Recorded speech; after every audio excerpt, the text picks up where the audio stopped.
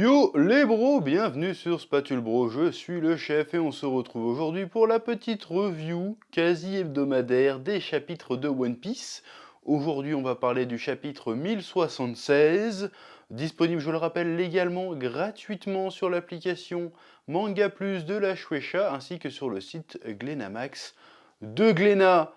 Voilà, bon, vous aurez remarqué que je n'ai pas fait de review One Piece la semaine dernière, parce que j'avais trouvé que le chapitre, il n'y avait pas énormément de choses à dire, donc j'ai fait l'impasse. Hein, en plus, il y avait tous les trailers du Super Bowl, tout ça à faire, j'ai dit, bon, vas-y, si c'est pour dire que j'ai pas grand-chose à dire, autant faire l'impasse sur One Piece, comme quoi sur cette chaîne, tout n'est pas que pour les vues, tout n'est pas que pour la passion. Ah, j'aurais pu me taper un petit, faire mes petites vues sur One Piece, mais j'ai fait non, là j'ai rien à dire, donc je vais rien dire. En revanche, cette semaine, j'ai des choses à dire et on va en parler. Mais avant, comme d'habitude, petit instant entre promo. Aujourd'hui, je vais vous parler d'Arena, une fois de plus. Arena, mon webtoon, qui a été publié aussi au format manga, chez Vega Dupuis. La première saison de 24 épisodes est disponible sur Webtoon Factory comme d'habitude. Et aujourd'hui, petite nouveauté, j'ai la date du tome 3. Voilà, le tome 3 sera disponible à partir du 16 juin dans toutes les bonnes librairies.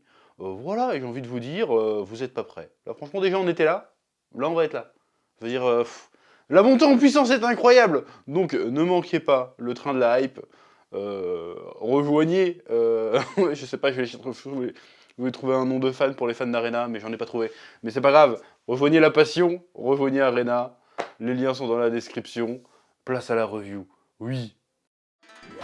Tu vois ce que je veux dire? C'est débile. Calmos, les amis. Ah, j'aime bien ça. Ça, c'est bon. C'est la manière la plus stylée de voler. C'est pas la Superman, mec, les bras devant, on s'en bat les couilles de ça. Tu fais oh. Et en fait, tu t'es éclaté comme film.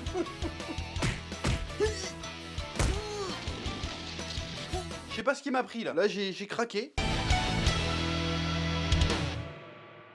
Bon, alors ce chapitre 1076 est plutôt sympathique et il m'a fait lever des sourcils plusieurs fois, donc là pour le coup ça vaut le coup d'en parler je pense, même si ça va être comme d'habitude, hein, je vais donner mon approche de One Piece, je vais pas relever tous les clins d'œil, tous les machins, partir dans 36 000 théories, c'est très bien, c'est très divertissant, mais nous on n'a pas le temps.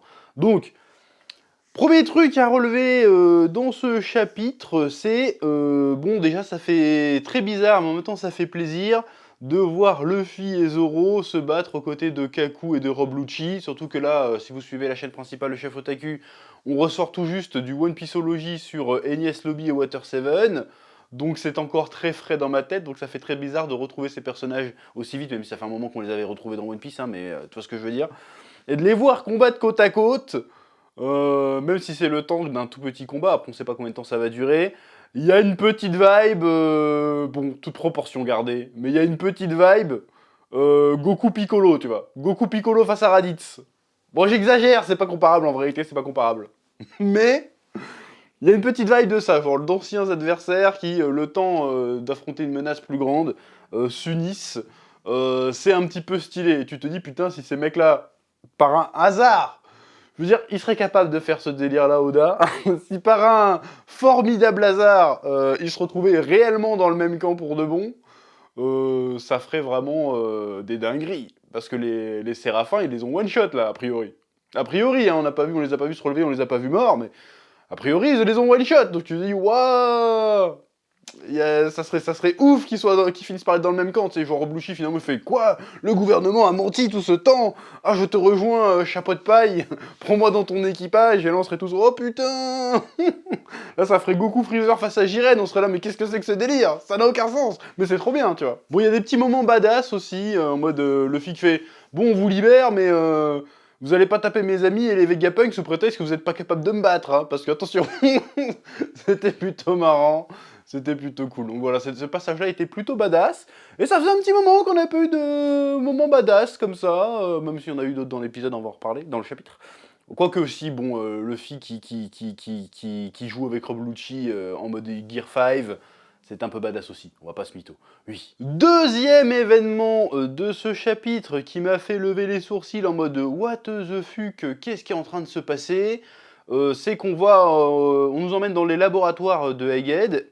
Et il se trouve qu'il y a des agents du Cyberfall 4, 5, 6, 7, tout ce que tu veux, qui sont enfermés dans une espèce de cellule. Et les gars font bah il faut que quelqu'un nous ouvre parce qu'on va crever de faim, qu'est-ce qui se passe? On est venu vérifier, la première équipe est venue vérifier, faire juste tu sais, visite de courtoisie sur Egghead. On les a plus revus, ils se sont fait capturer par les Sea Beasts. La deuxième équipe est venue voir où était passée la première équipe, bon pareil, et la troisième équipe et ainsi de suite quoi. Ce qui a fini par attirer forcément le gouvernement en disant tiens qu'est-ce qu'il nous fait Vegapunk, il essaye de nous la mettre à l'envers, viens on va le fumer avant qu'il nous fume. Ce qui est jusque-là logique, et Vegapunk se demandait mais pourquoi ça se passait comme ça. Et là on se retrouve avec Vegapunk qui arrive dans le laboratoire et a l'air de libérer les mecs, ou alors il se retrouve enfermé avec eux, c'est pas très clair. J'ai relu le chapitre 3 fois mais j'ai pas toujours compris. Est-ce qu'il vient leur ouvrir, ou est-ce que il s'est retrouvé enfermé avec eux? Et s'il s'est retrouvé enfermé avec eux, qui l'a enfermé? Parce qu'encore une fois, on n'a toujours pas la réponse à l'énigme qu'on se posait il y a 2-3 chapitres de ça, c'est ok, apparemment il y a un intrus sur l'île qui a donné l'ordre au Séraphin de buter tout le monde, mais cet intrus est forcément quelqu'un qui était déjà présent sur l'île, parce que l'île est bouclée, et en plus, ce quelqu'un a forcément une autorité au moins équivalente au véritable Vegapunk, parce que les ordres qu'on donne au Séraphin ne fonctionnent plus. Donc c'est qui en fait? Est-ce que c'est un Vegapunk méchant? Qu'est-ce qui s'est passé? Il va falloir nous expliquer ça à un moment donné. Parce que là j'ai fait, mais attends, si Vegapunk il est enfermé avec les autres, bah, c'est que c'est pas lui qui fout la merde, donc c'est forcément quelqu'un d'autre, un autre Vegapunk, qui fout la merde quelque part. Qu'est-ce qui se passe en fait? Là ça commence à devenir confus, mais c'est une confusion, c'est une bonne confusion, c'est pas en mode on comprend rien, c'est en mode on se demande ce qui se passe. Tu vois ce que je veux dire? Tu vois la nuance que je veux dire? Oui. Donc là, du coup, je suis curieux. Qu'est-ce qui se passe? Il va falloir nous expliquer. Parce qu'a priori, c'est pas les Séraphins le problème. Il y a un autre truc. C'est quoi cet autre truc? Et cet autre truc, il est là, il agit dans l'ombre depuis un petit moment.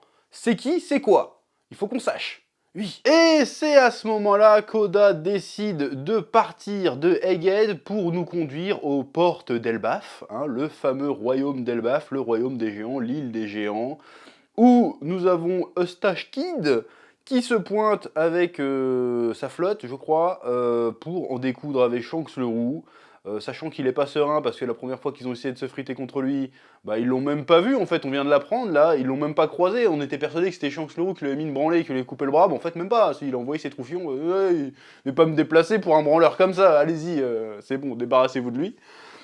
Donc là, cette fois-ci, il arrive, il est pas trop serein, mais il a quand même soif de revanche, et là, je sens que c'est bon, d'accord, là il commence à faire chier, vas-y, viens, je vais aller le voir, tu vois.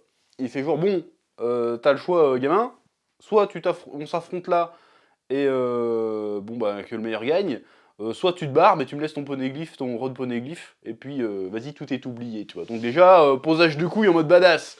Déjà, il y a un manque de respect, en mode, vas-y, je te laisse le choix, soit je te bute, soit tu me donnes ton truc et tu te casses, en fait, c'est ça que ça veut dire.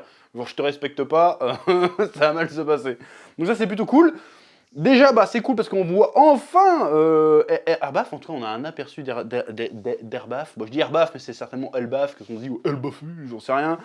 On retrouve, alors là, par contre, là, flashback, on retrouve les géants qu'on avait déjà croisés dans l'arc. Comment il s'appelle cet arc? Juste après Whiskey Peak, je crois, j'ai oublié le nom de cet arc. On avait vu les deux gros géants qui se battaient sur une île depuis 50 ans, ou 100 ans, ou 50 ans, pour savoir qui serait le meilleur. Groggy et Doggy, je crois, un truc comme ça. Et aussi, les deux géants qu'on avait croisés à Water 7, enfin à Enies Lobby pour le coup, qui étaient au service de la marine, et puis quand ils ont vu que la marine se foutait de leur gueule, ont changé de camp et sont passés du côté des chapeaux de paille. Donc on retrouve des personnages, j'allais dire des bas-fonds, mais c'est pas ça que ça veut dire, du temps jadis de One Piece. Parce que pour nous, ça fait 20 piges qu'on les a croisés, mais en réalité, pour les personnages, ça fait que quelques années, hein, ça fait que 3-4 ans, grand max. Mais pour nous, ça fait bizarre, c'est comme si, vas-y, Dragon Ball Super, vas-y, prochain méchant, Tao Pai Pai, tu fais, oh, qu'est-ce qu'il fout là ce bâtard, tu vois, là, on est un peu pareil, bon là, c'est pas des méchants, mais t'as compris. Donc là, pour le coup, j'ai eu mon petit, oh. Bon, déjà, on voit Shanks sur plus de 2 pages. J'ai envie de dire, ah, déjà, je crois que c'est la première fois qu'on le voit sur plus... Non, j'exagère, en vrai, on le voit quand il parle avec Barbe Blanche, on le voit sur plus de 2 pages. Mais là, on a vraiment l'impression, pour une fois, que... Puis même à Marineford, on le voit sur plus de 2 pages, je dis de la merde, mais bref. On a vraiment l'impression que Shanks va faire quelque chose. Tu vois, parce que d'habitude, il se pointe, il dit 2-3 phrases badass, il dégage. Là, tu sens que... Bon, faut peut-être me battre un petit peu. Et c'est pour ça que je suis content de pas avoir du tout vu le film One Piece Red. Parce que je me suis dit, non, je peux pas. Bon, déjà, parce que je m'en battais les couilles un peu, on va pas se mentir. Même si j'aurais pu faire des vues à faire une review, mais je m'en battais les couilles de ouf. C'est pas canon, je m'en branle en fait. À partir du moment où je sais que c'est pas canon, il y a que Dragon Ball que je vais voir, parce que bon, voilà, la passion. Mais les autres licences, je m'en bats les couilles en vrai. Quoique non, j'avais été voir Demon Slayer, mais Demon Slayer c'est le manga, donc c'est bon. Donc, Shanks se pointe et il fait jamais grand chose. Il dit des phrases énigmatiques, il bouge chaque cap, il fait genre, vas-y, je suis rouquin, j'ai des cicatrices, je suis badass. Mais c'est tout. Là, pour une fois, pour la première fois, on a l'impression qu'il va vraiment se passer un truc. Genre, on va peut-être le voir en action. Et donc c'est pour ça que j'en revenais au film One Piece Raid, parce que dans One Piece Raid, on voit Shanks se battre. Et j'ai envie de dire, non, tu ne peux pas montrer. Bah apparemment, il y a une carabistouille comme quoi, oui, mais peut-être qu'il se bat pas vraiment comme ça dans le manga. Mais là, en fait, allez, vas-y, temps mort, je vais faire une digression. Je sais que tu kiffes mes digressions. On revient à ce que je disais à l'époque où j'avais fait les réactions au trailer de One Piece Raid, c'est que tu peux pas gâcher Shanks dans un produit dérivé, parce que quoi qu'on en dise, le film One Piece Raid est un produit dérivé. Tu peux pas gâcher Shanks dans One Piece Raid, parce que ça fait 25 ans qu'on suit l'histoire et qu'on veut voir ça, et qu'en tant que lecteur du manga, on mérite de le voir dans le manga avant de le voir ailleurs. Et c'est pour ça que je trouvais que l'idée même de faire un film sur Shanks avant même qu'on l'ait vu vraiment dans le manga, je trouvais que c'était une hérésie, et ça m'avait beaucoup déçu de la part d'Oda, parce que je pensais qu'Oda, c'était pas Toriyama, c'est-à-dire que Oda, il était pas genre, vas-y, combien tu payes, on fait ce que tu veux. Parce que je suis désolé, Toriyama, pour moi, c'est ça. Et ça me fait mal de le dire. Je souffre en disant ça. Si mon moi d'il y a 15 ans, même plus que ça, m'entendait dire ça, il me disait, mais qu'est-ce qui t'est arrivé, bâtard, t'as vrillé. Mais non, mais j'ai raison. En fait. Et là, il a fait un mauvais move. Pour moi, c'était un très mauvais move de montrer Shanks, même si t'as fait semblant, même si c'était pas ses vraies techniques, même si t'as pas vraiment développé sa manière de se battre ou les vraies techniques de son équipage. Il fallait pas le montrer là-dedans. Je trouve que c'est irrespectueux de faire ça. C'est irrespectueux envers le manga, c'est irrespectueux envers le lectorat, c'est irrespectueux envers Oda. Voilà, Oda sur ce coup, c'est pas respecté. Il aurait dit non, vous mettez pas Shanks, vous voulez vendre des places de cinéma, vous mettez ce que vous voulez, vous touchez pas à Shanks, monde de bâtard. Parce que Shanks, c'est mon bébé, c'est ma carte maîtresse, que ça fait 25 ans que je suis en train de... que j'ai planté la graine, que je la laisse germer, je ne suis pas prêt encore à le révéler. Voilà, c'est ma Mona Lisa à moi, Shanks. Tu peux pas la révéler comme ça et la jeter au tout venant, c'est pas possible. Il faut que ça soit bien fait. Et c'est pour ça que j'ai pas vu en partie One Piece Raid. Donc là, je suis très content, parce que ça veut dire que probablement, dans les prochains chapitres, ça m'étonnerait que ce soit directement le prochain, parce que Oda, il a l'habitude de nous teaser et puis faire « Oh, il va se passer une dinguerie !» et on en reparle dans 15 chapitres, hein, on connaît. Mais en tout cas, enfin, il va faire peut-être un vrai move. Enfin, on va voir comment il se bat.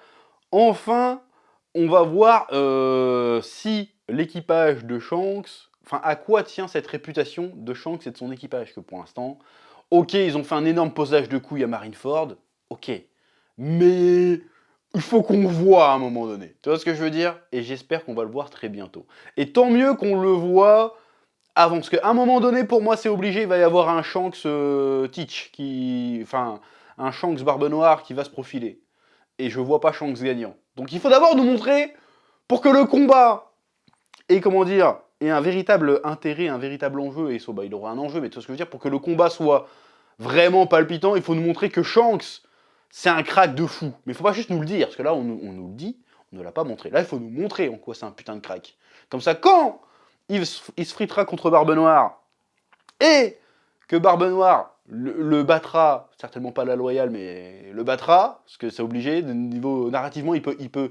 Ou alors se dire que Shanks c'est le méchant final, tu vois. Mais bon, on verra. Il faut qu'on fasse monter la sauce avec Shanks, il faut d'abord qu'on le voit à son prime, pour que sa chute, si chute il y a, ait un sens. Tu vois ce que je veux dire? Genre Marineford, Barbe Blanche, on l'a vu faire des dingueries avant qu'il se fasse niquer, tu vois. Là, il faut que ça soit pareil. Si tu vois ce que je veux dire. Bref, donc très très curieux de voir ça. Très très curieux de découvrir Elbaf, vu pareil qu'encore une fois, un peu comme Shanks, ça fait 20 piges qu'on nous le vend, hein, cette île. Voilà, est-ce qu'on va avoir un retour de Sniper King? Un truc comme ça pourrait être cool aussi, ça pourrait être super cool. Donc je suis très très très très très curieux de voir la suite. Ceci étant dit, on va certainement enchaîner les dingueries, mais est-ce qu'il n'y aurait pas trop de dingueries en même temps? Parce que là, on va arriver dans un récit quasiment au récit choral, c'est-à-dire qu'on va avoir Egghead, Garp, non, parce qu'encore on n'est pas revenu. Il y a Law contre Teach là en ce moment. Tout en sachant qu'il y a Garp et Hermep qui vont aller sauver Kobe, Et en même temps, il y a les dingueries qui se passent à Elbaf. Tout en sachant qu'en même temps, il y a l'autre espèce de canard qui fait le journal, qui commence à balancer des conneries. Donc il se passe énormément de choses. J'espère qu'il va réussir à bien gérer tout ça, et que la multiplication des points de vue ne va pas, comment dirais-je, ne va pas ralentir un peu le rythme de l'histoire et rendre ça très brouillon. Parce que c'est ce que je reprocherais à Oda dans la bataille de Donigashima, par exemple. C'est qu'il y avait beaucoup trop de points de vue, et que les points de vue des uns empiétaient sur les points de vue des autres, si tu vois ce que je veux dire. C'était un peu trop, vas-y, tu vas avoir 2 pages de là, 2 pages de là, 2 pages de là, 2 pages de là, au final, alors peut-être que sans doute, quand tu lis tout d'une traite, ça passe, mais à suivre semaine par semaine, c'était pas optimal. Donc j'espère qu'il va réussir à bien gérer ça, parce qu'en vrai, quand tu fais vraiment une vraie bonne truc bien géré, que tu le lises en épisode ou en entier, ça fonctionne. Mais après, c'est pas facile à faire, hein, mais bon, c'est Oda, il va être capable de le faire, il est capable, il l'a déjà fait. Regarde, là on parlait de Water 7 et Nest Lobby, que tu le lises chapitre par chapitre ou que tu le lises en tome, c'est une masterclass, tu vois, donc ça n'empêche rien. Bref, j'ai assez tergiversé. L'épisode était sympathique, énigmatique, excitant. Maintenant, il nous faudrait des réponses quand même sur certains trucs et que ça avance pour de bon en fait. Parce que là, on a des petites péripéties, mais on ne sait pas trop vers où ça va tout ça. Il serait peut-être temps de... Parce que là, ça doit être quoi, le 10-15e chapitre qu'on est à Egghead. Il serait peut-être temps de... Ok, le world building, tout ça, c'est fait. Il serait peut-être temps de commencer les actions, que ça avance. Parce qu'en plus, je te raconte ça, mais si j'ai bien compris, pour l'instant, on a ce qui se passe sur Egghead, le bordel avec les séraphins. On a... c'est qui fout la merde sur Egghead, du coup, si c'est pas Vegapunk, c'est qui. On a le délire sur Elbaf. On a Teach versus Law. On a le truc avec le journal, là, derrière, qui se passe, avec Vivi qui a disparu, on sait pas trop c'est quoi le bordel. Cobra qui est a priori mort. On a ça.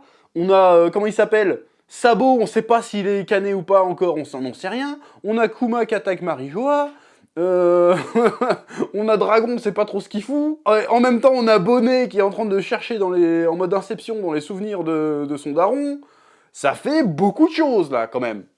Ça fait énormément de choses. Et tu rajoutes à ça le délire de Wano avec Pluton et tout, plus les mecs du Gorosei qui commencent à sortir de leur château pour aller faire on sait pas quoi. Il se passe énormément de choses. Et c'est là que pour moi ça devient dangereux, ça devient risqué. Sans parler, putain j'ai même pas parlé du soi-disant fils de Barbe Blanche qui s'est fait capturer. Donc il se passe un nombre d'intrigues en même temps, en parallèle.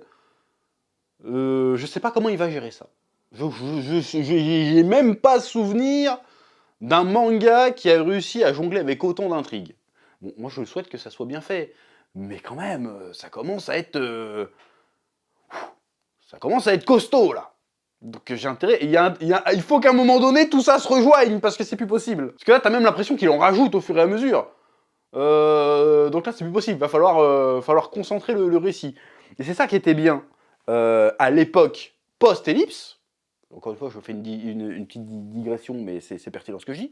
C'est ça que j'aimais bien à l'époque post-ellipse, c'est que finalement, l'intrigue était très riche, était dense, mais elle était en même temps épurée. C'est-à-dire qu'on suivait, grand maximum, 2-3 intrigues en même temps. Là, on est passé, je sais pas combien je t'en ai cité, mais on en est à plus de 10, là. Ça commence à devenir très très très costaud. Et sachant que c'est 10 intrigues, tout en sachant tous les mystères qu'il y a encore derrière nous, tu vois. Il y a énormément de mystères derrière nous encore. Je veux dire, waouh, c'est un chantier le bordel. Donc moi quand il me dit ouais 2-3 ans et puis c'est fini, waouh quoi, parce que vu ce qu'il nous reste, et encore ce qu'il nous reste c'est au bout de 20 piges, hein, 25 piges que ça a One Piece je crois.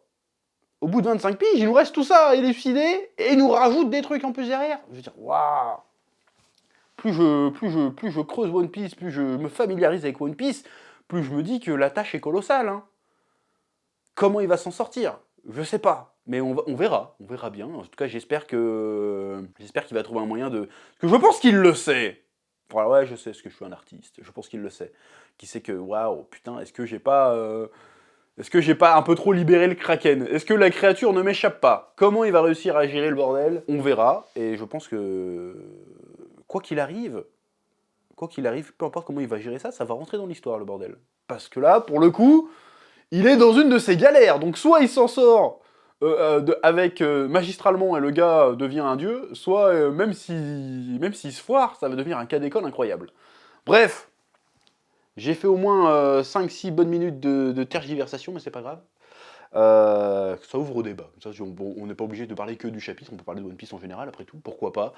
Je te laisse le soin de me dire ce que tu as pensé de ce chapitre, ce que tu as pensé de cette review et des éléments de réflexion que j'ai tenté d'apporter dans cette vidéo en commentaire, hein, ou juste un petit commentaire pour le référencement, ça fait plaisir aussi. De mettre un petit pouce bleu, de t'abonner si ce n'est pas déjà fait. Il y a aussi normalement il y a une playlist avec toutes les reviews One Piece et les vidéos consacrées à One Piece, hein, si tu veux, va voir. Ne ratez pas, pour des vraies vidéos One Piece travaillées, montage qualitatif, narration et tout, je vous invite à aller voir le dernier épisode de One Pieceology, que je vous mets en fiche quelque part, et probablement dans le premier commentaire de cette vidéo aussi. Et je vous dis à très bientôt pour de nouvelles aventures sur Spatule Bro. Oui,